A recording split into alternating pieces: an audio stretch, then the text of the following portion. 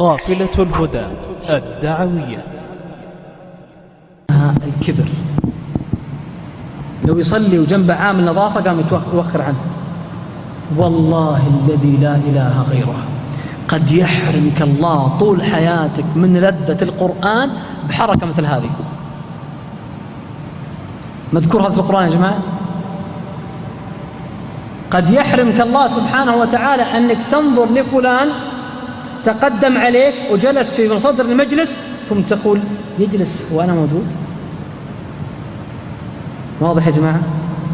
قد تحرم لذة القرآن كلها. إي وربي تحرم لذة القرآن إذا افتخرت بنسبك. قلت أنا ويا هذا وش جاب ذلك.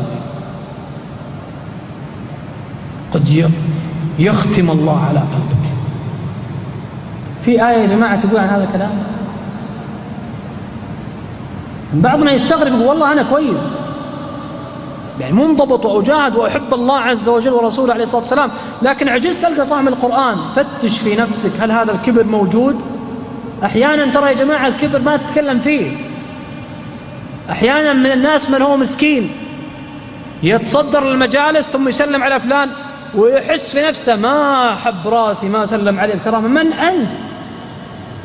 والله مسكين لولا فضل الله عليك ورحمته ما زكوت. يا جماعة من هو أعظم خلق الله على أرض الله؟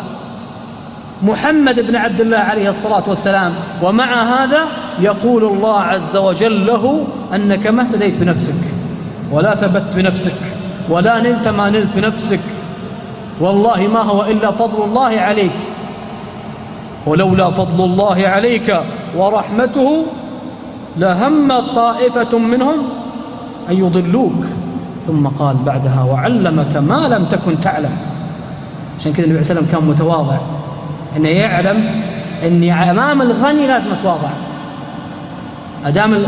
أمام الغني لازم أفتقر، وأمام العزيز لازم أنذل.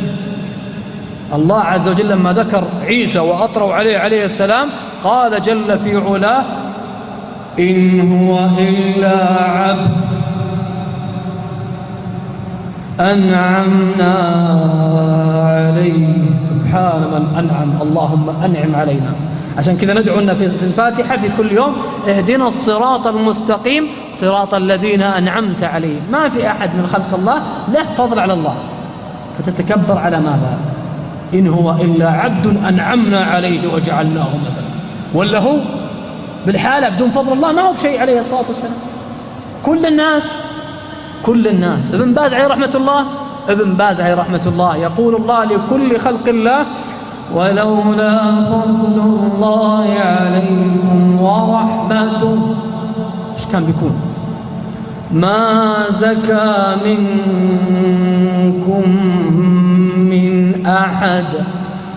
لكن تفكر تقول لا بس يمكن فلان. قال أبدا، لا تقعد خلاص أبدا.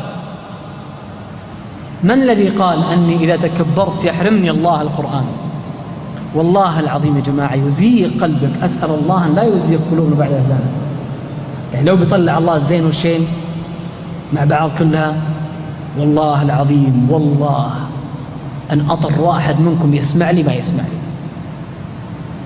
لكن فضل الله ورحمته ستر القبيح وأظهر الجميل. أسأل الله أن يستر ما علم وأن يغفر ما ستر. والله لولا فضل الله لو كشفنا كذا بزيننا وشيننا، بزيننا وربع شيننا، بزيننا وموقف واحد من الشين، موقف واحد كفيل أن يهلكك أمام الخلق تناقلونها الناس بالإنترنت تضيع. لكن هو ستر الله الستير جل جلاله. اللهم كما سترت فاغفر ما سترت. ما الدليل أني إذا تكبرت سيحرمني الله عز وجل؟ يقول ربي جل في علاه سأصرف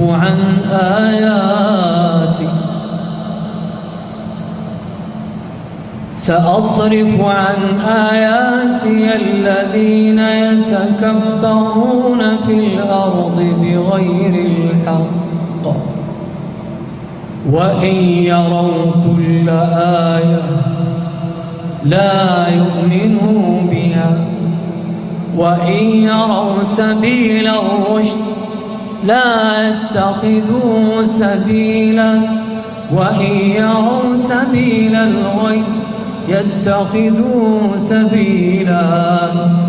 سبحان الله.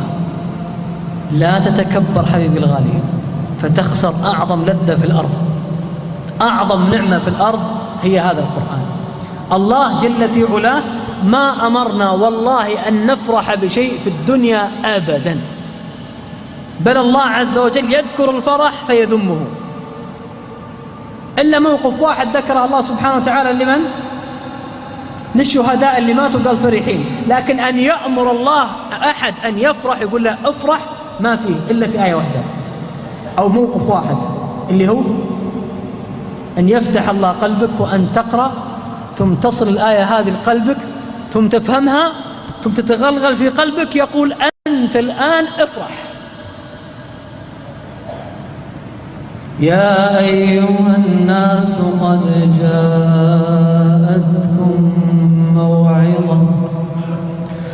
موعظة من ربكم وشفاء لما في الصدور. قل بفضل الله وبرحمته فبذلك فليفرحوا هو خير من كم موقف في حياتي، هو خير مما يجمعون. جمع الدول كلهم، رؤساء الدول في مجلس واحد وكل واحد يعرض ما جمع.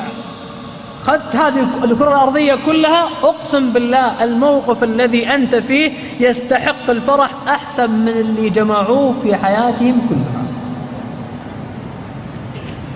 ولا يا جماعة يشعر بهذا إلا من أراد الله به خيرا، وأسأل الله أن يريدنا بنا خيرا ويفتح علينا كتابا، يفتح قلوبنا لتدبر كتابا. قافلة الهدى الدعوية.